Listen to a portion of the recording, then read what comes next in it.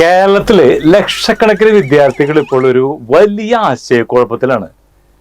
എന്താണെന്നാവും, പരീക്ഷ എഴുതി അവര്, പേപ്പർ നോക്കിയത് അധ്യാപകര്, ഫലം തയ്യാറാക്കിയത് പരീക്ഷാ ബോർഡ്. ഈ റിസൾട്ട് ഒന്ന് പുറത്തു വിടാൻ ഒരു നാഥനില്ലാത്ത അവസ്ഥയാണെന്ന്. ദൈവത്തിന്റെ സ്വന്തം നാട്ടിൽ പണ്ട് പരീക്ഷാ ഫലം വരുമ്പോൾ വിദ്യാഭ്യാസ മന്ത്രിയുടെ ചിരിച്ചുകൊണ്ടുള്ളൊരു ഫോട്ടോ അത് പത്രങ്ങളിൽ വരാറുണ്ടെങ്കിൽ ഇത്തവണ കസേരയിൽ ആരെ പ്രതീക്ഷിക്കുന്ന ഒരു കാര്യത്തില് ഒരു ലക്കും ലഗാനില്ലാത്ത ഒരു തർക്കമാണ് നടന്നുകൊണ്ടിരിക്കുന്നത്. അല്ല, തർക്കമല്ലാട്ടാ, ഒരു ഗതിയില്ലാത്ത ഒരവസ്ഥ.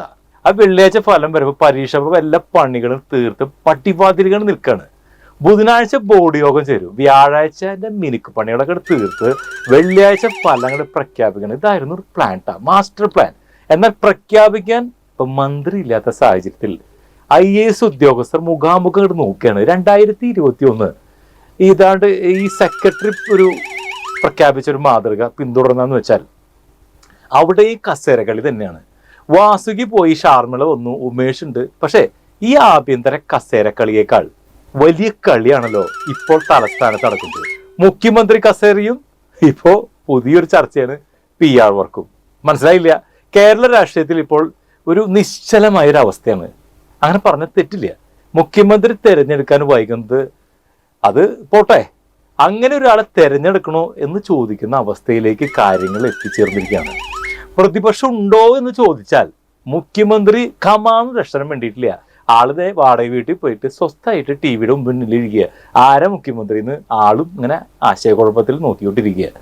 ഇനി ഉണ്ടെന്ന് തന്നെ പറയാം ഈ പ്രതിപക്ഷേ, പക്ഷെ അവര് എവിടെയാണെന്ന് മാത്രം ചോദിക്കരുത്. മുഖ്യമന്ത്രി എന്തായാലും വാടക വീട്ടിൽ പോയി കാര്യം നമ്മൾ കണ്ടു, ബാക്കി ആൾക്കാരുടെ കാര്യം ഒന്നും ഒരു പിടിയില്ല.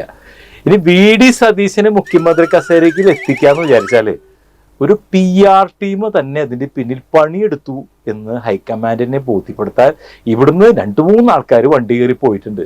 സത്യത്തിൽ ജനങ്ങളുടെ മനസ്സറിഞ്ഞുകൊണ്ട് ഞാൻ പറയാണ്, ഇവിടെ VD സതീശനാണ് പിന്തുണ. VD സതീശൻ എല്ലാം ശരിയാക്കുമെന്ന് പറഞ്ഞൊരു വിഭാഗം പറഞ്ഞപ്പോ അദ്ദേഹം മാത്രം വന്നു കഴിഞ്ഞാൽ നമ്മുടെ കാര്യങ്ങളൊന്നും നടക്കില്ല എന്ന് പറയുന്ന ഇവിടെ കുറെ തല മുതിർന്ന നേതാക്കളും പട്ട തന്നെ ഇട്ടുണ്ട്.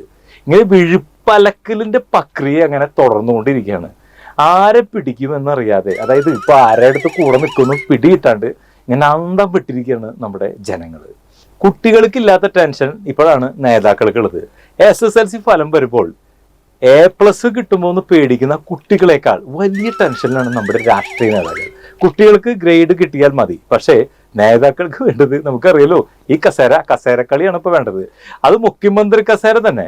2-3 ആൾക്കാര് റെഡി മണ്ണിയിട്ട് കുപ്പായം തേച്ചിട്ടുണ്ട്. കേരള രാഷ്ട്രീയത്തിലെ ഈ സ്തംഭനാവസ്ഥ കാണുമ്പോൾ തോന്നിപ്പോകുന്നത് ഒന്നേ ഉള്ളൂ, പരീക്ഷാ ഫലം ഇങ്ങനെ പ്രഖ്യാപിക്കാൻ ഉദ്യോഗസ്ഥരെ ഏൽപ്പിച്ചതുപോലെ ഭരണം നടത്താനും നല്ല നല്ല ഉദ്യോഗസ്ഥരെ ഏൽപ്പിച്ചിട്ട് നമ്മുടെ നേതാക്കൾക്ക് ഈ കസേരകളി കുറച്ചു കാലം കൂടി അങ്ങോട്ട് തുറന്നുകൂടെ എന്നാണ് എൻ്റെ ഒരു സംശയം. CBSE ഉൾപ്പെടെയുള്ള കേന്ദ്ര ബോർഡുകൾ ഫലം പ്രഖ്യാപിച്ചു. അടുത്ത പരിപാടിയിലേക്ക് കടന്നപ്പോഴാണ് നമ്മുടെ കുട്ടികൾ സത്യം പറഞ്ഞ അന്തം കുന്നില്ലാത്തൊരവസ്ഥയിൽ നിൽക്കുന്നത്. വെള്ളിയാഴ്ച ഫലം വരുമോ അതോ മുഖ്യമന്ത്രി നേരിട്ട് വന്ന് ഫലം പ്രഖ്യാപിക്കുമോ, അല്ലെങ്കിൽ മന്ത്രിമാരാരെങ്കിലും വരുമോ? ഇങ്ങനെ കുട്ടികൾ വൻ ആശയക്കുഴപ്പത്തിലിരിക്കുമ്പോൾ വെള്ളിയാഴ്ച ഫലം വരുമോ അതോ മുഖ്യമന്ത്രി പ്രഖ്യാപനം വരുന്നത് വരെ കാത്തിരിക്കണം എന്നറിയാതെ TV മുന്നിലിരിക്കുകയാണ് നമ്മുടെ കുട്ടികൾ. നേതാക്കൾ തമ്മിലുള്ള ഈ അടി തീർന്ന് ഒരു മുഖ്യമന്ത്രി കിട്ടുമ്പോഴേക്കും കുട്ടികൾ ഡിഗ്രിക്ക് ചേരാനുള്ള പ്രായമാകുമോ എന്നുള്ളതാണ് എൻ്റെ സംശയം. അപ്പോൾ കാത്തിരുന്ന് കാണാം.